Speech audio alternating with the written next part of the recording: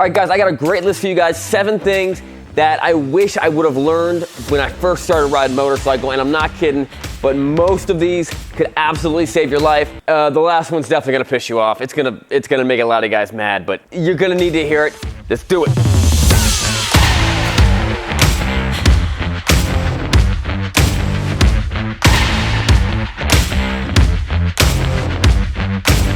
All right, so just to give you guys a little bit of background of why I'm qualified to give you this information, I've been riding since I was 19, I'm 36 years old. I'm not good at math, so you do the math. I've been riding for a long time. I've done more test drives on different motorcycles than probably 99.999% of people out there. And I've got a lot of miles on bikes. I've also had a lot of experience with different types of riding. I've been to a lot of schools. I love riding motorcycles, and I got a lot to teach you guys, but I still have a lot to learn. So you're always learning with motorcycles. But the first one is something that I really wish I would have learned earlier on, so I would have had the muscle memory, so I don't have to think about it. I'm at the point where I don't have to think about it anymore, but it's very important, and that's hand position. Your left hand should be 2 fingers on the bar, 2 fingers, or at least 2 fingers, depending on what type of bike it is and how hard the clutch is, 2 fingers on the clutch at all times. That's how your hand should be. Same thing with your right hand.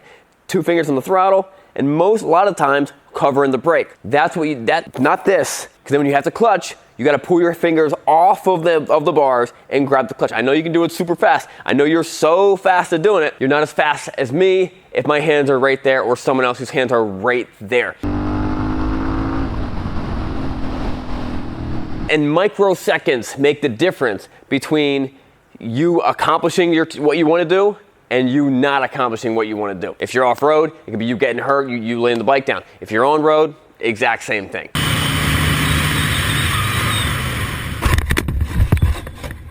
The second one is also very, very similar, and that's something I've also, I'm working on doing, but still don't do that great of a job, but I'm learning. And then having your right foot cover the rear brake, just always there. Now, normally, I got the brake, and I'd be down here. I'm just sitting down here, and if I need it, I throw it up top, or if I think I'm gonna need it, I throw it up top. You wanna be covering it. Just like when you're doing wheelies, you wanna have your foot covering that brake because you're gonna need it. You always wanna have your appendages available to grab whatever brake, clutch, throttle that they need to. It'd be the same thing if you're driving and you're having your hand in your pocket, then you gotta pull it out and stick it on the throttle or grab the clutch. It's just, you're faster that way. The third thing is very, very important. I know a lot of you young guys are like, I don't need a course, I don't need a safety course, I don't need nothing. Motorcycle safety courses are not just for girls, they're not just for like newbies or dumb people or so, oh, I rode dirt bike when I was a kid, so I don't need a safety course. Just because you can get out and ride the road and get from A to B does not mean that you don't need a motorcycle safety course. Almost anyone could go to a safety course and learn something from the instructor. Something that could potentially save your life. And courses are not just for brand new riders. They've got expert courses, they've got intermediate courses, they've got, track courses, they've got, motorcycle riding is so much different than cars, and we need to view it differently. And, it is a hobby, it is more fun than driving cars, but there's always more to learn. There's always a way you can do it better, and there's always a way that you can do it safer. And a lot of times the safest way is normally the easiest way and the most efficient way. All right, now here's one I've actually never heard anyone else ever mention ever, and I think it's pretty cool. This is a tip for when you're riding in those backcountry roads, and the roads are really hilly and they're going like this, and you're cresting over a road and you're like, I don't know where it goes after that. I can't see past that because of the hill. There's a tip of a way that'll give you like 80, 90% accuracy of where the road goes without seeing where the road goes. And that's to look at the power lines. Power lines almost always follow the road. So it's to just kind of glance up, all right, you got power lines on your right, and then after this big hill, you can't see where the road goes. If the power lines go to the right, chances are that road goes to the right. So most of the time, you're gonna know exactly. Now, I'm not saying like you need to bet your life on it and be like, all right, I'm going all in, I'm going to the right, but power lines follow the road. That's just how it is. Pro tip. All right, number 4 is tires. Guys, tires.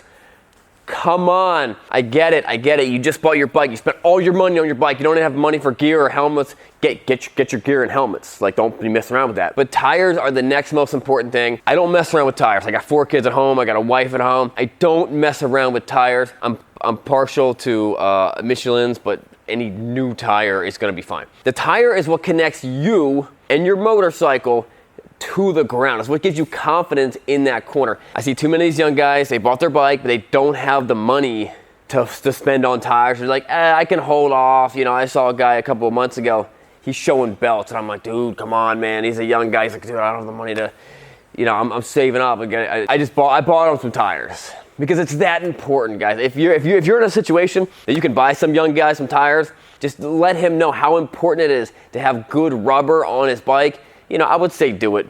Because I was the same way. I was dumb, I was young, and I was broke, and all my money went to motorcycles, and I would ride with the worst old 50-year-old tires. The tires were, you know, original from the bike. The bike has 50,000 miles, and the bike's 40 years old. It was not even though people told me, get some new tires, it worked. Just because it works once does not mean it's gonna work the next time. This is a box from Bespoke Post. And Bespoke Post is a monthly membership that delivers boxes of awesome, cool stuff every single month.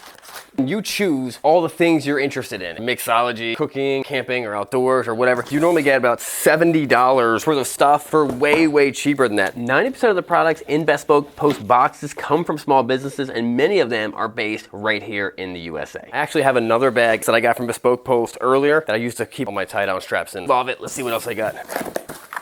So if you end up not liking what they give you in the box, package it up, send it back to them, they send you another one, or you can skip that month entirely. Flashlights, I love flashlights. Bespoke Post is a cool thing to get your dad or get that guy that, you know, he's into these things, you don't exactly know what to get him. Headlamps are so cool. Let's see what's in the last box. Oh, check it out.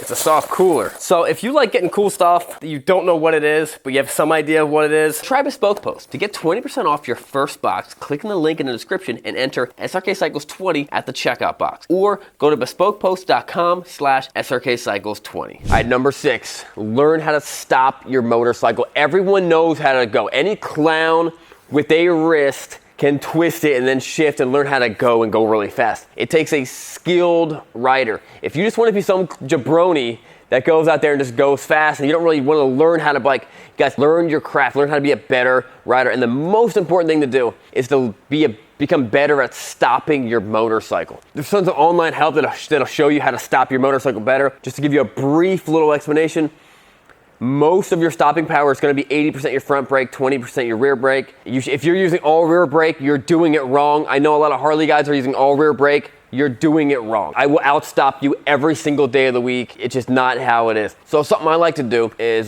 beginning of the season, or if I haven't ridden in a couple days or a couple months, or something, I ride all the time. But if you haven't ridden in a while, or just every once in a while, go out to a parking lot, get to a certain speed, and then see a point and be like, I'm gonna stop before that point, and just practice diving into it, putting your weight on your pegs, and just learn how to stop and just do it over and over and over again. Because you want that muscle memory. Because when you get in one of those oh shoot situations, you want that muscle memory to kick in and do a good proper stop. If you don't have that muscle memory dialed in right, you're gonna grab your front brake, you're gonna smash your rear brake, and your rear brake is gonna lock up, it's gonna cut you out, and you're gonna get a little more off control than what you're normally, than what you wanna be. So practice your braking, become a good braker. Be the guy that can brake later than anyone else in his crew or the people he rides with. And this last one, a lot of you guys are gonna hate me on this one. I don't care, bring it on.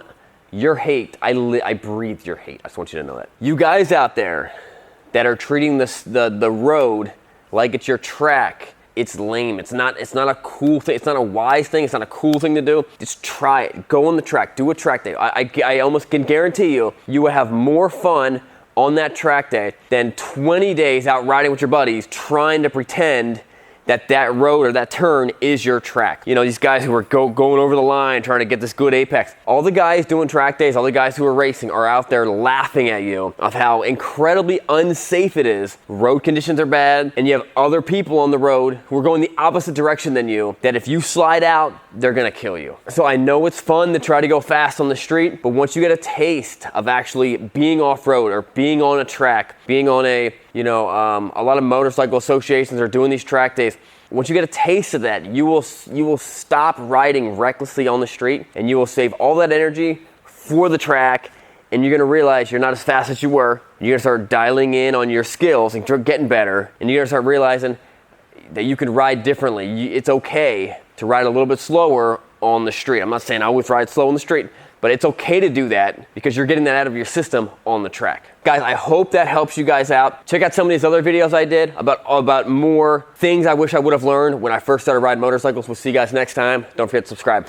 Remember, it's not what you're riding, but where you're going.